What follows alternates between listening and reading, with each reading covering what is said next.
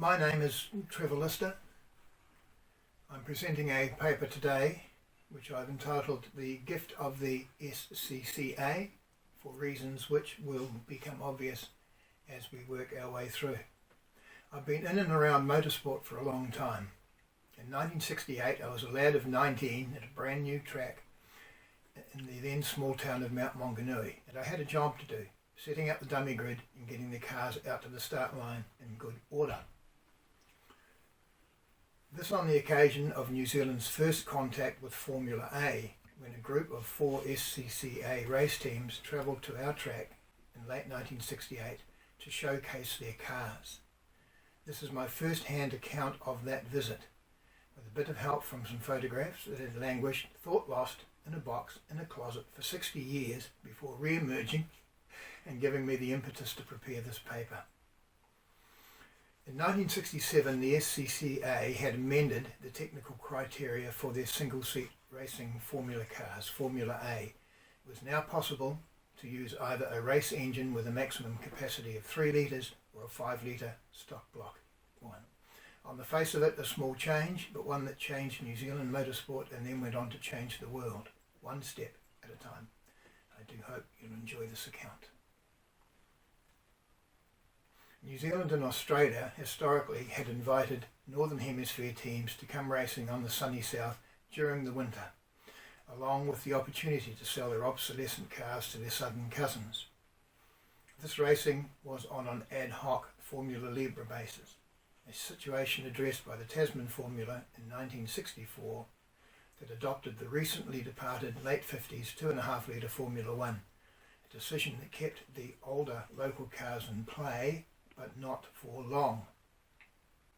A scant 3 years on, and the 2.5s of the local fleet were being challenged by a new strain of 1600cc Formula 2 cars, along with even the best of our national Formula 1500cc cars challenging the bigger old ones. Change was in the air. Mount Maunganui was then, and still is, a holiday resort and a mecca for surfers. This provided the local car club, being both the track builder and the race organiser, with a fortuitous captive audience for just this time of the year, and a newly built track to accommodate them.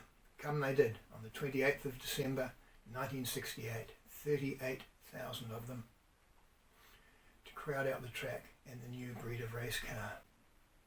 There is an adage that says that spectator sports need appeal and attendance to survive, and the new track did that in spades.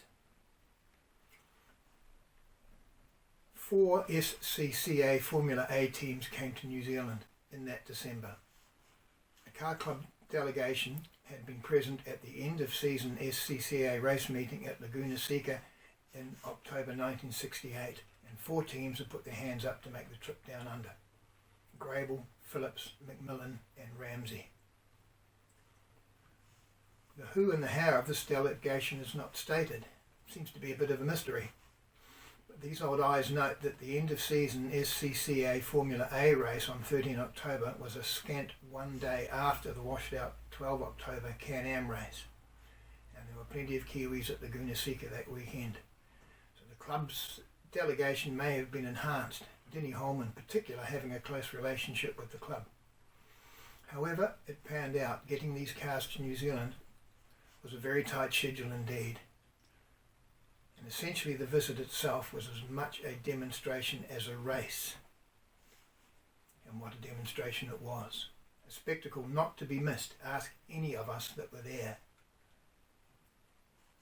The next year was even better. The stock block V8s had taken over, with nigh on 2/3 of the field being Formula A cars with a sprinkling of local builds and drivers from all over. By this time, Formula A was becoming worldwide and popping up everywhere. Thank you, SCCA. But all good things have got to come to an end, and that end, around 76 or so in New Zealand, was when the cycle of obsolescence and challenge and replacement clicked over one more time. By happy coincidence, the challenger this time was another SCCA offshoot. This time the Formula B morphed into an international arrangement called Formula Atlantic, and down under Formula Pacific. The siblings had pushed the old boys out of the nest. With a final indignity, in New Zealand that is, the 5,000 in the Pacifics could race together, but with a 6% handicap added into the Formula A's elapsed time at the end of a race. An undeserved indignity that the driver that won each and every race on the track that year was not in the end declared as the winner of the national championship. Formula A was marvellous. Thank you very, very much.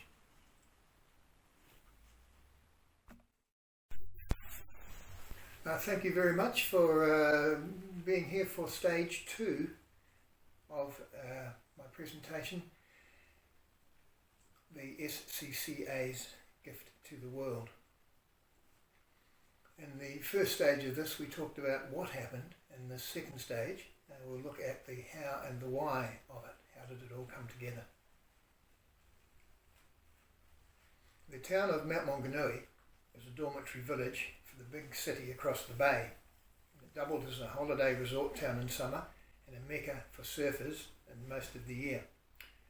The local car club set out to capture a part of that market, firstly trying out an around-the-house race meeting in 1964, but finding that the local roads were not up to the job, and if a racetrack was to be built it would have to be a new one on a standalone basis.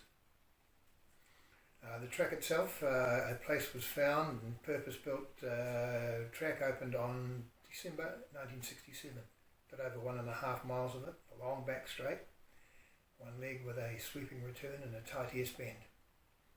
On the face of it a power track, but in practice not necessarily so. On the twisty bits, the small cars made up most of what they lost on the straights. Racing was always close and tight, and the spectators loved it. By late '68, the track had progressed from hosting local events through to national championship races and was ready to go international. And that first big summer crowd was in for a real treat. The club aimed high. An approach was made to the SCCA and a deal made. 4 Formula A teams took up the challenge and made the journey south. By late December, all was ready for the first test of the big track. 38,000 spectators turned up to see it. We got our money's worth on that day. The visit was timely. The foundation cars for the existing Tasman series were essentially pre-61 2.5 litre ex-Formula 1 cars, and these had been standard fare for the past few years but were no longer competitive against the big engined ex-1.5 litre Formula 1 cars that were now turning up. These second generation Tasman cars were both effective and expensive. It was time for a change, but what to? Formula A provided the answer. Exciting and affordable cars you could make at home. And for the first year, the stock block Formula A cars and the 2.5 litre racing cars shared the same grids. The first hybrid Tasman season fell to a big ex-Formula 2 Ferrari, but that was the last time that this happened. From then on it was Formula A all the way. 5 things had made that possible. The falling competitiveness of the existing domestic fleet, the unwillingness of the Tasman Series organisers to release signed-up drivers for non-championship events, the willingness of the SCCA teams to demonstrate their cars, and the very existence of the new track itself. A generous prize pool did not hurt. Reflecting the multi-usage nature of the venue, the car paddock doubled as a speedway for motorcycle and midget racing. Concerns were expressed that the Formula A cars would be so much quicker than the domestic cars that they would serve as a racing danger, a storm in a teapot, as the domestic fleet was quite capable of running with the new boys on the block. Grable, as the best of the A's, took a second or so off the lap record in practice, but the field behind was well mixed between domestics and the new boys. The whole of grid time split between the domestic Tasman Formula cars and the Formula A ones was in the order of 2 seconds. And Grable went on to take the race honours, but second place went to a 1600cc Formula 2 car. And the best years of Kiwi motorsport were about to begin. The photographs on the round will give a feeling for the event. The following year, Grable and Phillips returned for another run at Bay Park. Grable with his wedge-bodied McLaren and Phillips to drive a local car. Add in Campbell's Force Greenie and Goth's Surtees, Simpson's Eagles, and a lot of Aussies warming up for the Tasman Series races. Formula A was here to stay. Thanks a lot. And where did they go? 3 of the 4 68 cars went home, but the ISART stayed for a little while. It had been damaged in a late race incident. Repairs were made locally, and the car reappeared in late September 1969 in time for a couple of shakedown races before rejoining its buddies at the next big Bay Park meeting, again in late December. This time, Formula A cars from the United States, Australia, Europe and New Zealand, including the local builds, made up more than half of the entry list. Formula A was here to stay for a while, a good while. Us old fellows now stand around or wait around for the next nostalgia series of racing. We still say, well, so do the kids. Thank you very much.